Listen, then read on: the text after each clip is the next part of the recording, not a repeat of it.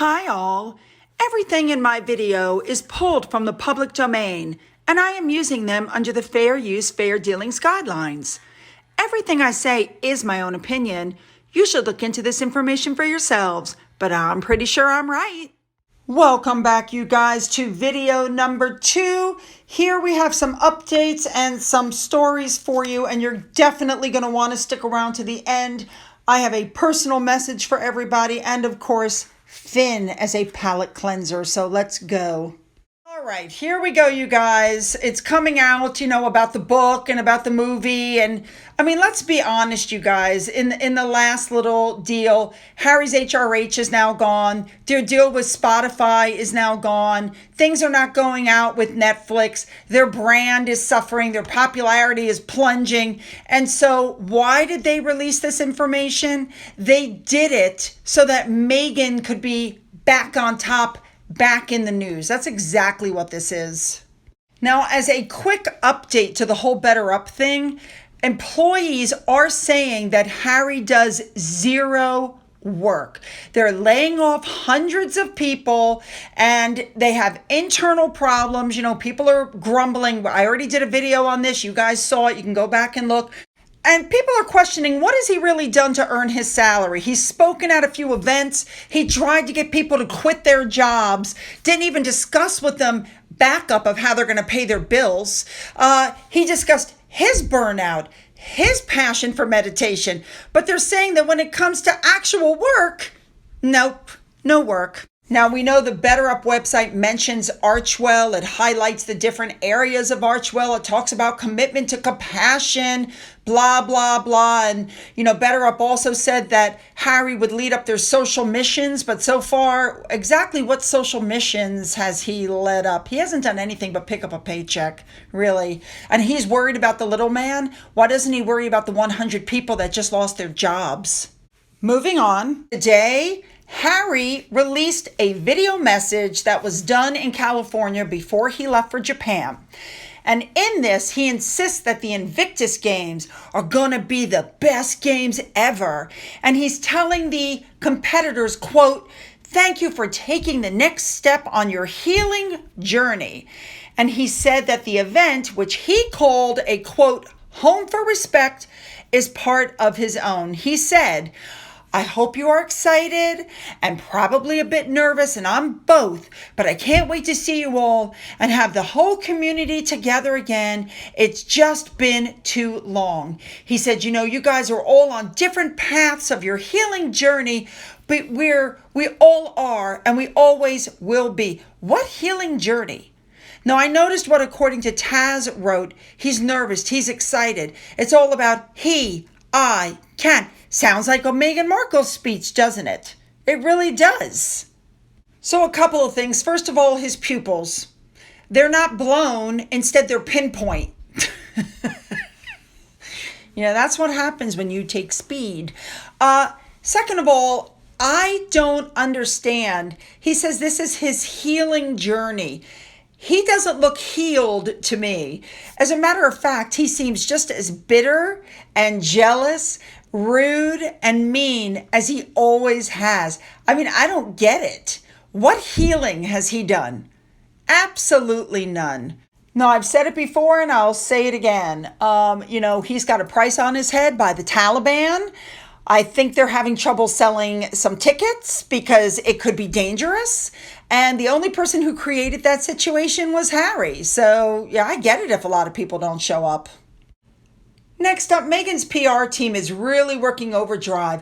Not only was she at one of Taylor Swift's shows where nobody managed to get a picture with her, but when the song "You Belong With Me," which was a nod to Harry, came up, she jumped out of her seat to sing along with her and dance along with her. But notice all these other pictures of Taylor Swift with people. Meghan's not there. Yeah, right. Here we go. Harry went to go to Singapore. He was in Tokyo's airport in Japan. He was seen with his best buddy, Nacho. Yeah, for once, though, he didn't have a black shirt on. Instead, he had a white shirt on. And also looking at what went on yesterday, does anybody here really think when he asked for that group hug that group hug would have happened if Megan had been with him? He actually looks happier and more at ease with Nacho than when he's home with Megan. Now they're saying that Megan didn't go because it was such a long haul flight and she has 2 children. Well, that's not stopping her from showing up for the Invictus games in Germany.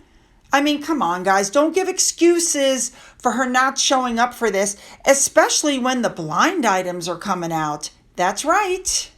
This particular blind item is basically saying that Megan was supposed to go with Harry to all of these things going on in Tokyo. However, as of 4 months ago, which is when the split rumors started, her appearance there is a no-show. Wonder what's going on.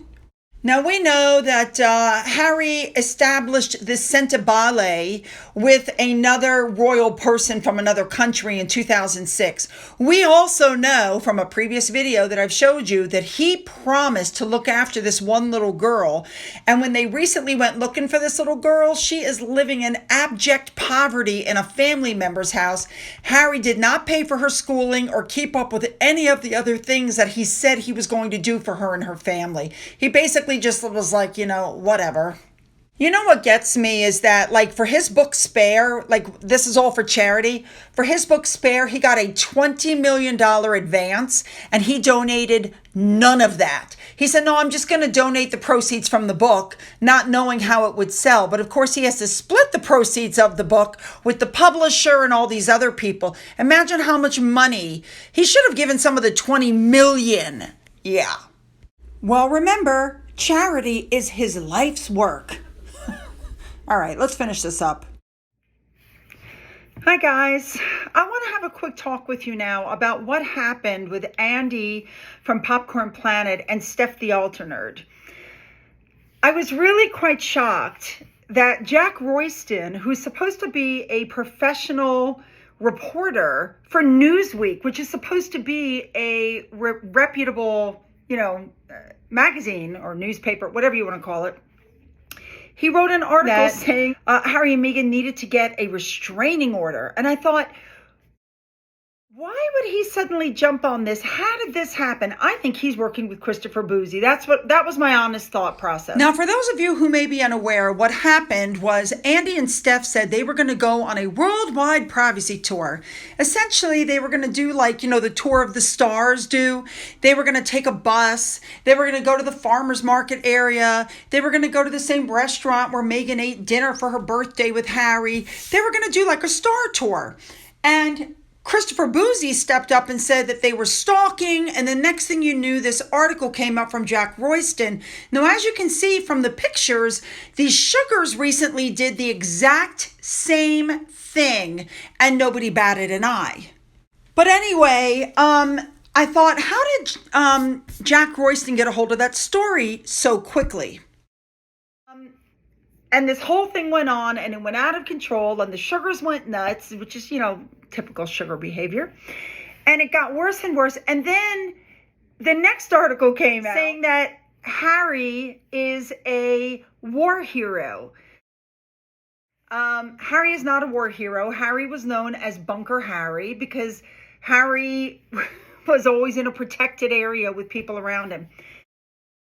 And I might add, some of his fellow soldiers have spoken out and said he was not a nice person. They didn't like him. They talked about his security. But I'm like, again, why would he write this? Well, Invictus is coming and he needs to, boost Harry a little bit. But then the next shocking thing happened. A podcast came out with Jack Royston and Christopher Boozy. So essentially in this podcast, you can tell when you listen to it, and I'll put a link, not because I want them to have clicks, because I want to prove to you that I'm telling the truth. There's a link in the description box. They're talking, and Jack says to Christopher Boozy, did you know that Amnesty International is on one of those hate accounts? And he contacted Amnesty International to ask them where they're spending their money. In other words, because Christopher Boozy hasn't really been able to throw anybody off YouTube or Twitter. Everybody of any significance that was thrown off Twitter now has their account back, and it's the same with YouTube. And in the meantime, his stuff has been thrown off Twitter. I guess he and Jack Royston are trying to go around the back door now to bother the advertisers.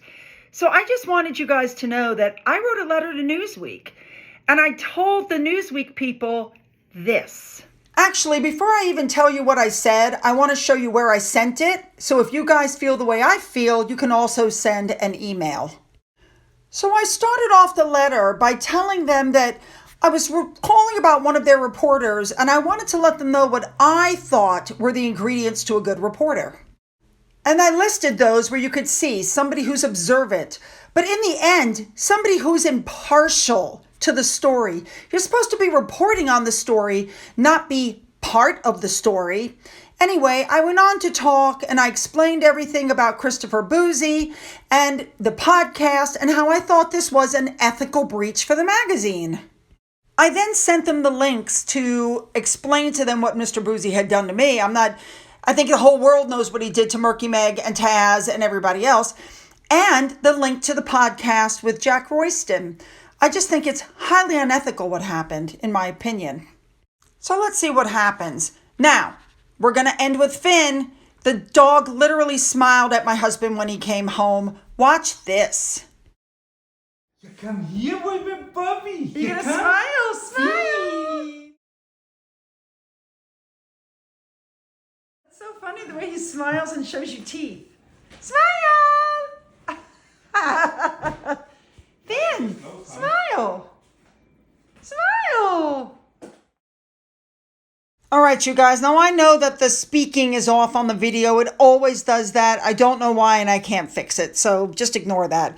But you know what I do want? I want those comments. So make sure to leave them down below. Don't forget to hit the subscribe button. If you've already hit the button, double check. Make sure you're still subscribed. Don't forget to go into the description box. You'll find the links to my Twitter, my Getter, my Rumble, my email, and a physical address. For those of you who've donated to my coffee fund or through the thanks button, thank you so much. And as always, you guys, have a great day.